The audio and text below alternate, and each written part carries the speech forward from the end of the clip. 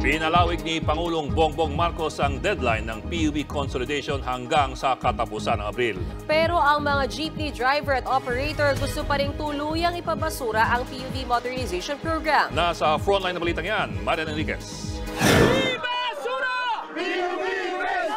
Pagkatapos ng kaliwat ka ng protesta at tigil pasada para ipanawagang suspendihin ang January 31 deadline ng consolidation o pagsali ng mga jeepney driver at operators sa mga kooperatiba bilang bahagi ng PUV modernization program, sa wakas, pinakinggan na sila ng Malacanang. Pinalawig ng 3 buwan ang consolidation. Ayon sa Presidential Communications Office, inaprubahan ni Pangulong Bongbong Marcos ang rekomendasyon ni Transportation Secretary Jaime Bautista na i-extend ang consolidation hanggang April 30. Pagkakataon daw ito para makapag-consolidate ang mga hindi umabot sa cut-off. Nagbunyi naman sa harap ng kamera ang mga operator at driver na kinausap ni House Speaker Martin Romualdez bago nagbaba ng direktiba ang Pangulo. Pero panawagan nilang tuluyang ibasura ang PUV modernization program.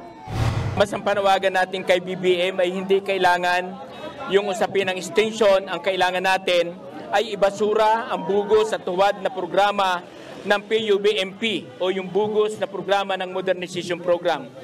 Dahil sinasabi nga natin sa kanina ay yung 3 buwan ay panibagong pahirap o panibagong torture sa ating mga driver at mga operator dahil 90 days lang ang 3 buwan. Itong PUV-MP ang meaning pyramiding utility vehicle modernization program at hindi ito tunay na pagbabago sa sektor ng transportasyon kundi ito ay isang corruption lamang sa hanay ng transportasyon na magpapahirap sa mga drivers at operators lalong-lalo na sa mananakay.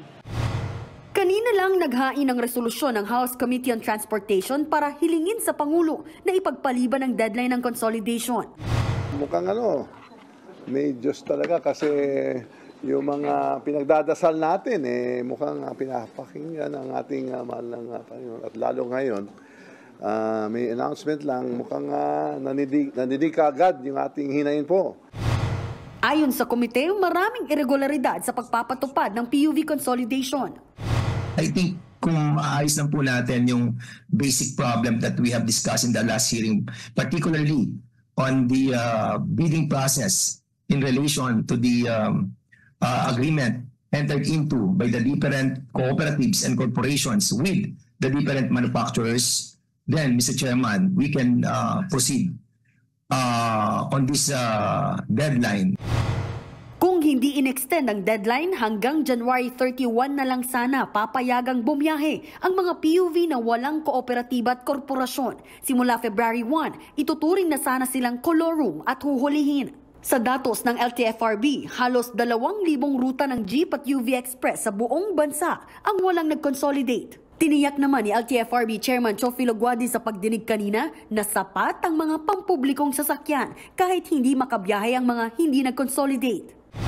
Yung areas na hindi po mapunuan ng mga local transport sa Bacolod, we will be issuing special permits allowing consolidated entities from outside Bacolod to fly that route. Susunod naman daw ang LTFRB sa extension na inanunsyo ng Pangulo. Bukas na bukas din po, tatawag ako ng meeting ng board. Titignan namin kung i-recalibrate namin yung aming mga gagawin para po mas lalo naming mapabigyan yung mga nasa transport group. Nagbabalita mula sa Frontline, Marian Enriquez, News 5. Mga kapatid, Lucy Cruz Valdez po, maging maalam at may pakialam sa mga napapanahong balita sa bansa. Tumutok at mag-subscribe sa News 5 social media pages.